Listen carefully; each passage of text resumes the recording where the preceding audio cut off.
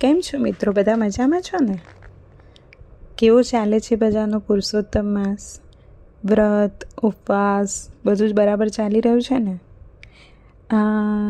કેટલા લોકો ઉપવાસ કરે છે મને કોમેન્ટમાં કહેજો તો. અને આજે આપણે પાવનધારા 8મી વૈકુંઠની જાત્રા, કાલે આપણે કીધું હતું કે વૈકુંઠની જાત્રા કરાવીશ, તો બધા વૈકુંઠની જાત્રા માટે રેડી છો ને? અચ્છા, ઓકે, સૌને જય શ્રી કૃષ્ણ. ચલો તો આપણે સાંભળીએ વૈકુંઠની જાત્રા. રંગપુર નામે એક ગામ હતું. ત્યાં એક પટેલ રહે. પટેલનું નામ પાંચા પટેલ. તેમને 4 દીકરા. 4 દીકરા ખેતી કરે અને પટેલ નિરાંતે પ્રભુનું ભજન કરે. મનના સાવ ભોળા. દીન દુખ્યાને મદદ કરે, ભૂખ્યાને અન્ન દે, બ્રાહ્મણને જમાડે. તેવામાં પવિત્ર અમૃત માસ એટલે કે પુરુષોત્તમ માસ આવ્યો અને પટેલે વ્રત આદર્યા. ઘરમાં વિધિપૂર્વક પુરુષોત્તમ પ્રભુની સ્થાપના કરી. કાંઠાગોરની વાર્તા સાંભળી, દેવદર્શન કરી અને દાન દક્ષિણા આપી. પટેલની આવી નિષ્કામ ભક્તિથી ભગવાન પુરુષોત્તમને ઘણો આનંદ થયો. એકવાર ભગવાને ભિખારીનું રૂપ લીધું અને પટેલના ઘરે આવ્યા. પટેલ તો આંગણામાં બેઠા બેઠા માળા ફેરવી રહ્યા હતા. આંગણામાં ઘઉંનો ઢગલો પડ્યો છે. ભિખારીને જોઈને સુપડું ભરીને ઘઉં આપ્યા. પણ આ તો ભગવાન, ભક્તની કસોટી પહેલાં કરે. ભગવાન બોલ્યા કે આપવો હોય તો આખો ઢગલો આપો.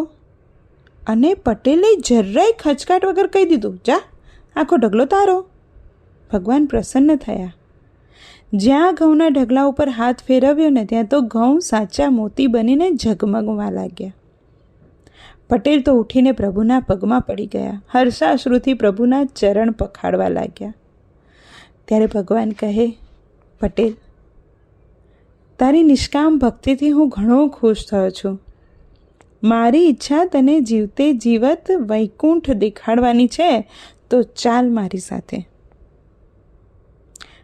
પટેલ તો રાજીના રેડ થઈ ગયા. હવે ભગવાન જ્યારે કહે ત્યારે આપણે કોઈને પૂછવા થોડી જવાનું હોય. પટેલ તો બેસી ગયા વિમાનમાં. પ્રથમ વૈકુંઠમાં ગયા, પછી ગૌલોકના દર્શન કર્યા, પછી ઇન્દ્રપુરી જોઈ, બ્રહ્મલોક જોયું, 7 પાતાળ જોયા, અક્ષરધામ જોયું, ક્ષીર સાગરમાં શેષ શૈયા પર વિરાજમાન શ્રી વિષ્ણુના દર્શન કર્યા. હવે આ બાજુ અચાનક પટેલ ગાયબ થઈ ગયા ને એટલે ઘરમાં તો રડ થઈ ગઈ.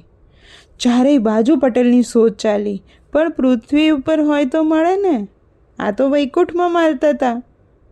ભગવાન જાતે બધું દેખાડતા હોય પછી કોઈ વાતની કમી હોય ખરી? અને પછી આપણે શું કરવા ચિંતા કરવી જોઈએ કે કોઈ આપણી ચિંતા કરે છે કે નહીં? પણ ઘરના બધા તો ચિંતાતુર થઈ ગયા કે બાપા ગયા ક્યાં? છોકરાઓ તો ગયા બ્રાહ્મણ પાસે જઈને વાત કરી, બાપા ક્યાંક ચાલ્યા ગયા છે, તો કરવું શું અને ક્યાં હશે? બ્રાહ્મણોએ કીધું કે જીવતા હશે તો 15મા દિવસે પાછા આવશે, ન આવે તો વૈકુંઠવાસી થયા છે એમ માનીને 16મા દિવસે ક્રિયાક્રમ કરી નાખવો. એટલે 15 દિવસે ના આવે ને તો 16મા દિવસે 12મું કરી નાખવાનું. હવે છોકરાઓ બાપડા મૂંઝાણા. 15 દિવસ રાહ જોઈ પણ બાપા તો ન આવ્યા. હવે બ્રાહ્મણે કીધું એટલે 16મા દિવસે હમણાં તો દાઢી મૂછ મૂંડાઈને હરાવા બેઠા.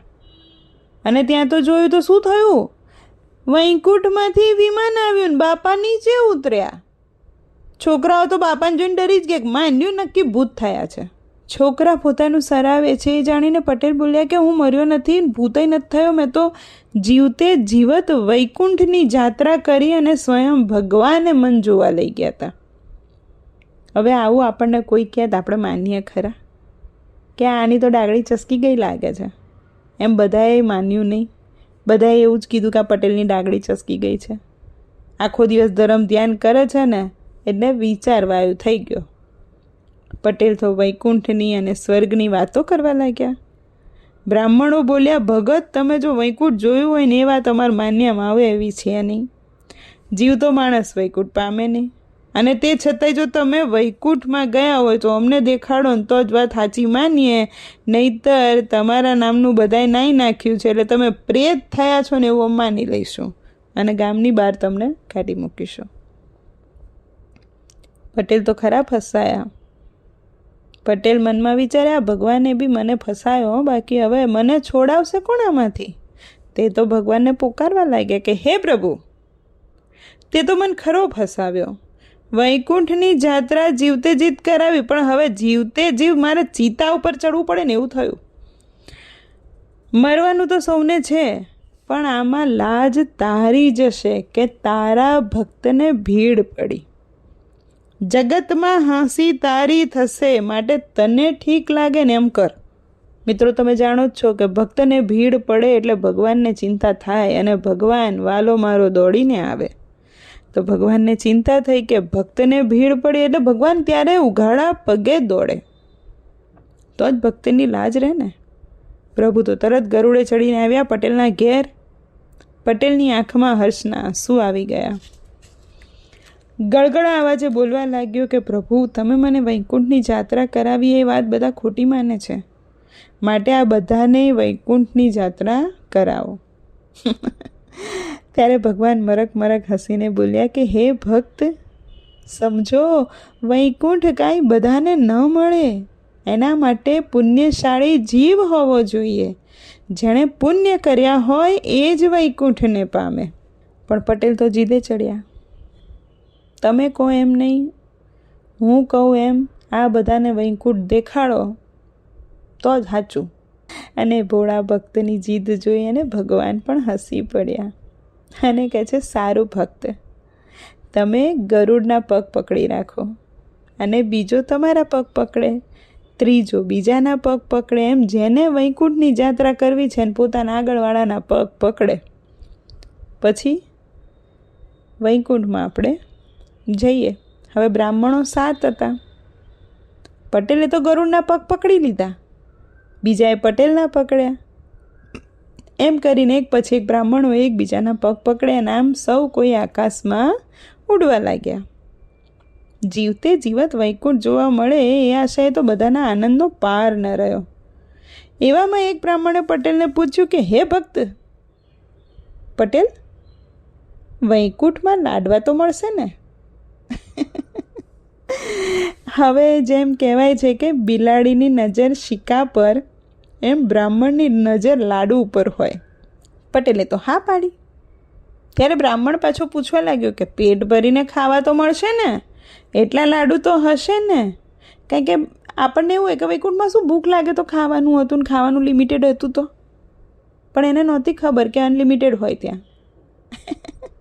એટલે પટેલ કે હા બાપા, હા, તારાથી ખવાય એટલા ખાજે, ઘણા બધા લાડુ છે. બ્રાહ્મણના મોઢામાં તો પાણી આવ્યું. તે વળી પૂછવા લાગ્યો કે ત્યાં કેટલા લાડુ છે તો મને કહો. એટલે પટેલ કે આટલા બધા.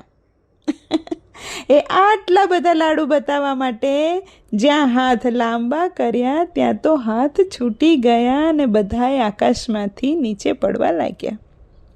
ધરતી ઉપર પડતા જ બધાયનો જીવ નીકળી ગયો. એકલા પટેલ જ જીવતા રહ્યા. 7 બ્રાહ્મણો મરી ગયા. અને 7 બ્રાહ્મણોને મરેલા જોઈ અને પટેલે તો કાળો કકરાટ કરવા માંડ્યા.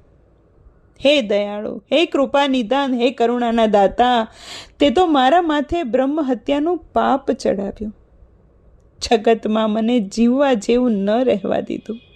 આ 7 બ્રાહ્મણોની સાથે હું પણ મારો પ્રાણ ત્યાગીશ. પટેલે તો મોટી ચિતા ખડકી. પ્રાણ ત્યજવા તૈયાર થયો ત્યાં તો ભગવાન દોડીને આવ્યા અને 7 બ્રાહ્મણોને સજીવન કર્યા. આમ પટેલની નિષ્કામ ભક્તિના પ્રતાપે એમને જીવતે જીવત વૈકુંઠ જોયું અને બીજાને પણ પ્રભુના દર્શન થયા. સારા માણસનો સંગ કરો ને તો સારાની સાથે સારું થાય. આપણે એવું કહીએ છીએ ને કે કાળાની સાથે જાઓ તો રંગ ના આવે પણ સંગ તો આવે. એટલે તમે જેવા માણસોની આજુબાજુ રહો છો એવો સંગ તમને લાગે છે, અને સંગ એવો રંગ, એ રંગ તમને લાગે છે. એટલે તમે સારા માણસો સાથે રહો તો જીવન તમારું સુધરી જાય છે, અને ખરાબ સોબતમાં તમારું જીવન પણ બગડે છે. તો હંમેશા ગોષ્ઠી સારા માણસોની રાખવી. તો હે પૂર્ણ પુરુષોત્તમ પ્રભુ, જેવા તમે 5 પટેલને ફળ્યા તેવા વ્રત કરનારને, વાર્તા સાંભળનાર અને વાર્તા કહેનાર બધાઈને ફળજો. અને હે પ્રભુ, મારા તમામ મિત્રોને સુખ, શાંતિ, સમૃદ્ધિ અને સાહેબી આનંદમય જીવન સાથે આપજો. તો સૌને જય શ્રી કૃષ્ણ. ફરી કાલની વાર્તામાં આપણે મળીશું ફરી પાછા. તો ત્યાં સુધી મોજ કરો અને રોજ કરો. વાર્તા ગમી હોય તો લાઈક, શેર અને સબસ્ક્રાઈબ કરો. કોમેન્ટ બોક્સમાં ઉપવાસ કર્યો છે કે નહીં એ લખવાનું ખાસ ના ભૂલતા. તો મળીએ આવી જ વાર્તા સાથે આવતીકાલે. બોલો પૂર્ણ પુરુષોત્તમ મહારાજની જય.